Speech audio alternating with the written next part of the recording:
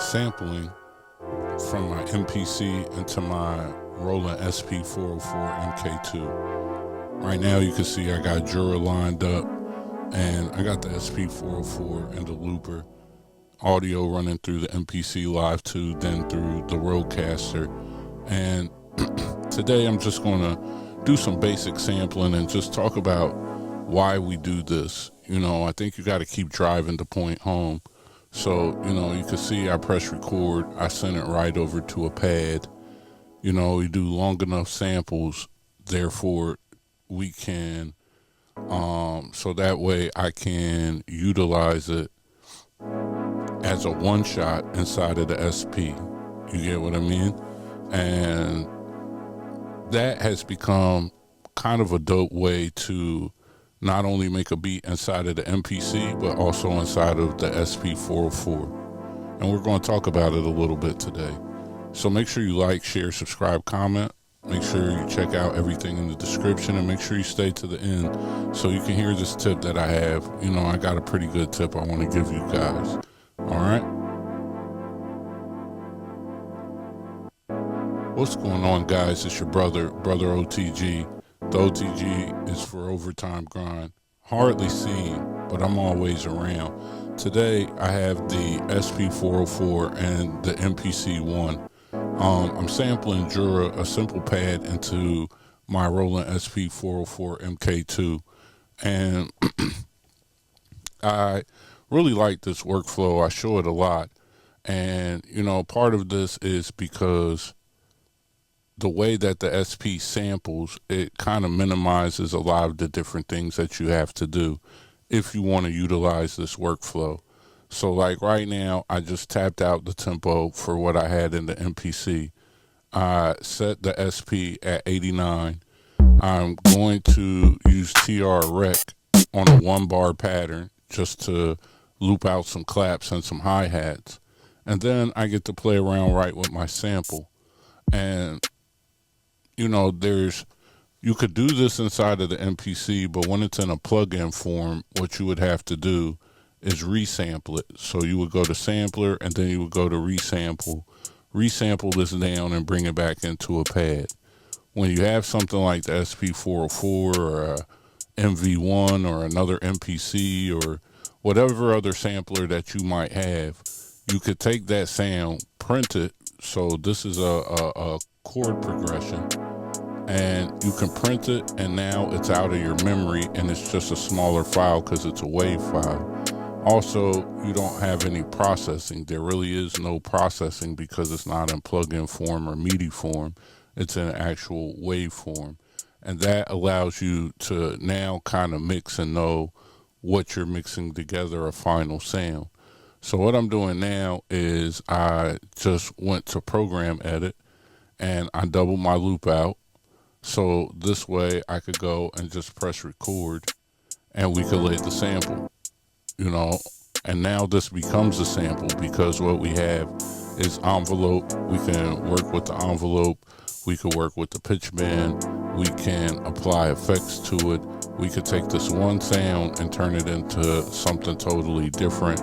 We could resample the sound together, record it to a pad, and chop it up and kind of warp each piece. So there's all kinds of things that we could do. This method also allows you to hop right into the drums, which is one of the things, if you check out the masterclass down below, I have some templates with drums already loaded up on the SP-404. You would just drag and drop it on your SD card, and then into your import folder, and you would import it, and that's how you could open up Breakbeat Paradise, which is over 80 drum loops and drum sounds already set and loops ready for you to go and just drop samples and kind of get to working. To me, it's important for you to have a template or some of your projects that have drum sounds already loaded. So that way, especially with being able to copy in between projects, you have the ability now to set up a couple projects that have just one that has all samples. It could have 150 samples. One that has 150 drum sounds.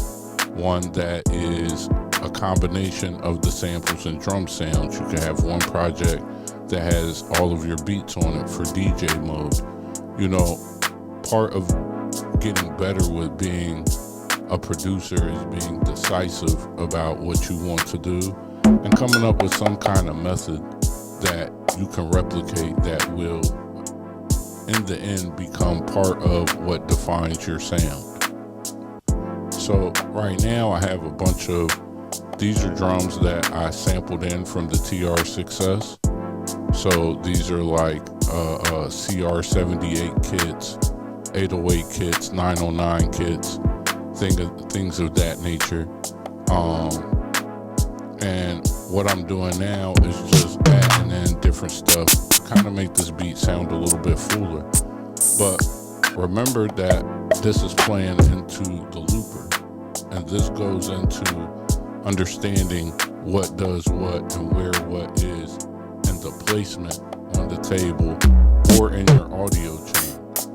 You know, the MPC has a great screen.